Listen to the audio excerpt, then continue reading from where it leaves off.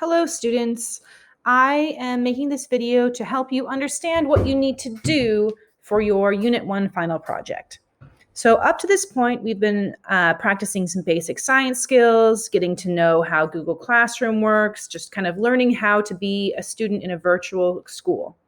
And so now we're going to start diving into a little bit more science content and learning a little bit more science concepts and some more science skills.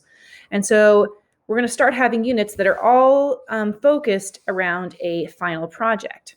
And for this unit, the final project is something that I hope you guys will think is pretty cool and pretty fun. And so it's going to be based around making a little quick tutorial, teaching someone how to do something you are good at. So first, let's go ahead and just watch this video real quick together.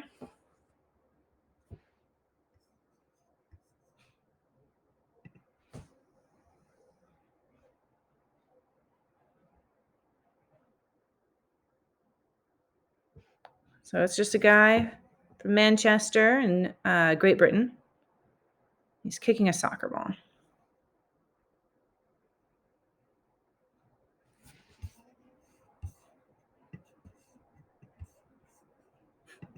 There's two of me. There we go. So just stop and take a second to think about, what do you notice about all the different motions that it took to kick that soccer ball? You really think about, maybe think about the leg or the foot being really involved in kicking the soccer ball. But as you watch the video, maybe you notice that, the way his upper body is set is changed, and the way he's using his arms, the way he looks at the ball, all these different motions that come together just to do something as simple as kicking a soccer ball. Think about what kind of different parts of the body have to work together to make this happen. Is it just the muscles? Is it just the bones? Is it all different parts of the body working together? And then how is the energy of that soccer ball changing, and where does that energy come from? So a soccer ball that's sitting still doesn't have a lot of energy, right? Energy is basically what it takes to do work. And so if it's just sitting there, it's not doing much, so it doesn't have a lot of energy necessarily. But when you kick it, suddenly that is moving really faster, and it's going to have more energy. And so where did that energy come from? How did it suddenly have the ability to start moving faster? And so the challenge for this unit is to pick something that you are awesome at, or good at, or you just enjoy and you wish you were better at. Any of those are fine. But you all have something you're awesome at and that you're worth sharing. And so some of us, it's sports or music or art or video games or a million other activities. It could be you just are really good at writing, or you're good at drawing, or you're good at washing the dishes, right? It could be anything. And so it doesn't have to be a big, complicated skill. It can be something just as simple as just kicking a ball, like in that example.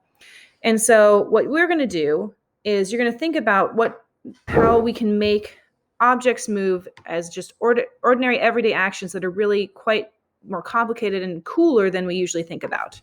And so your task is to pick an activity that you enjoy that involves an object in motion. Make a short video or other material to teach others how to do it.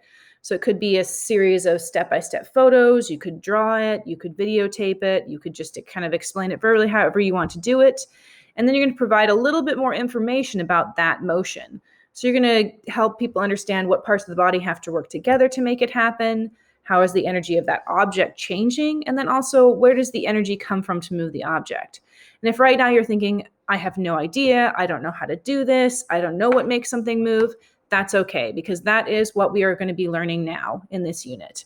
We're going to learn all the information that you need to do this, and I am going to help you every step of the way to figure out how to make this project.